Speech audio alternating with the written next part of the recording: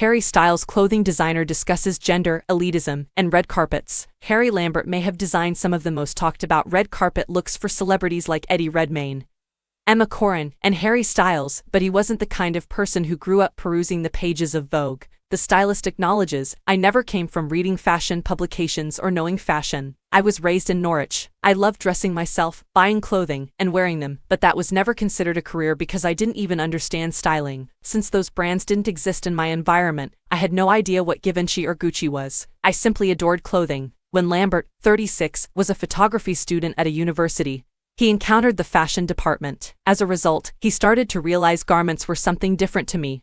He says, "Being a stylist was a career I could see myself pursuing." Since then, he has grown to be one of the most well-known British stylists in the industry. Just this past week, Harry Styles' glittering, multicolored jumpsuit at the Grammy Awards became an internet sensation. In the end, he's grateful he didn't come from a fashion-y background, noting that it took him longer to establish himself in the industry since he lacked that education and that knowledge. "But I'm happy it happened that way around, because I feel like I love it more, and I have a lot more to learn still." According to Lambert, who describes his provocative and avant-garde aesthetic, "A lot of my inspiration comes from I used to attend to acting classes on the weekends in Norwich. I also enjoy watching movies, and I used to watch Madonna's VHS music videos. I used to be a huge pop culture lover, and the biggest pop culture moments always involve everything: fashion, media, entertainment, and music. I didn't realize how significant or influential fashion was until I reached an advanced age." Currently, Lambert is responsible for certain significant pop culture fashion moments, such as Harry Styles' appearance at the 2019 Met Gala in a see-through shirt and pearl drop earrings, or Emma Corrin's surreal balloon boob dress to 2022 Olivier Awards. He simply states, "Red carpets are a pleasant place to have fun, and he knows he has done his job well when a very specific event takes place." With a smile, he says, "There's nothing more flattering for me than when I see someone use an outfit we've designed as a Halloween costume. To me, that's the biggest form of flattery because it signifies that we've accomplished something that has become part of popular culture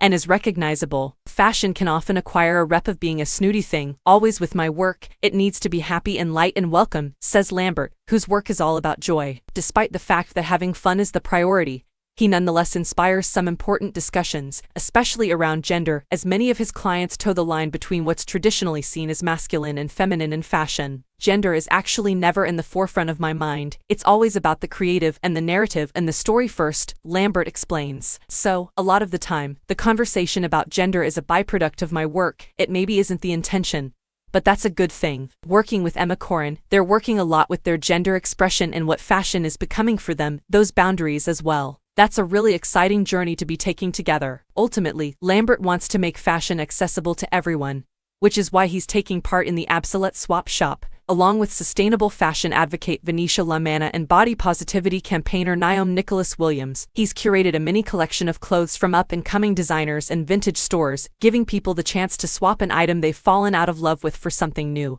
"I remember when I first started in fashion, seeing runways and editorials, and it feeling sometimes unachievable or not accessible," he says, which is why he would have loved the opportunity to get his hands on clothes from buzzy designers. Lambert features pieces from the likes of SS, Daly, Supriya Leal, Aluwalia and Bianca Saunders in his curation, a cohort he calls the next future vintage. Additionally, the overall message is one of sustainability in fashion. In Lambert's words, "This experience of swapping things for something different gives those clothes greater meaning. It should be thrilling. Clothing is given a story." Lambert acknowledges that he is not perfect when it comes to sustainability, but he is working to take more proactive measures. "I have a favorite pair of flares that I frequently fix the crotch on because they keep tearing.